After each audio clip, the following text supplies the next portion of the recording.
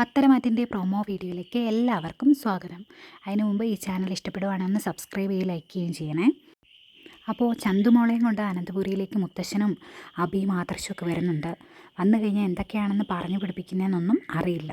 ഏതായാലും ദേവയാനി കൂളാണ്. ദേവയാനി കൂളായിട്ട് ഇങ്ങനെ പറയുവാണ്, വീടിൻ്റെ അകത്തൊരു പൊട്ടിത്തെറി ഉണ്ടാകാതിരിക്കാനാണെങ്കിൽ എന്തിനാ അച്ഛാ ഈ കുഞ്ഞിനെ ഇങ്ങോട്ട് കൊണ്ടുവന്നത്? നമുക്ക് വേറെ എവിടെയെങ്കിലും ആക്കിയായിരുന്നല്ലേ?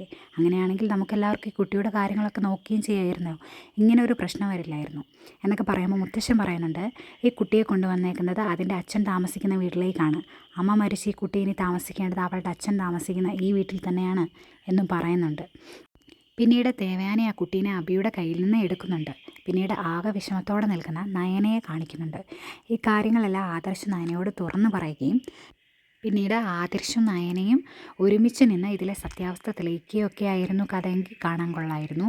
അതല്ല, ഇനിയിപ്പോൾ ഈ ഒരു ഔദാര്യത്തിൻ്റെ പേരിൽ അബിയും അവരെ ബ്ലാക്ക് മെയിൽ ചെയ്യുകയാണ്, അവൻ്റെ ആ കള്ളത്തരങ്ങളെല്ലാം മൂടി വയ്ക്കാനായിട്ട് മുത്തശ്ശനും ആദർശം നിർബന്ധിതരാകുകയും ഒക്കെ ചെയ്യുകയാണെങ്കിൽ ആകെ കുളമായി പോകും.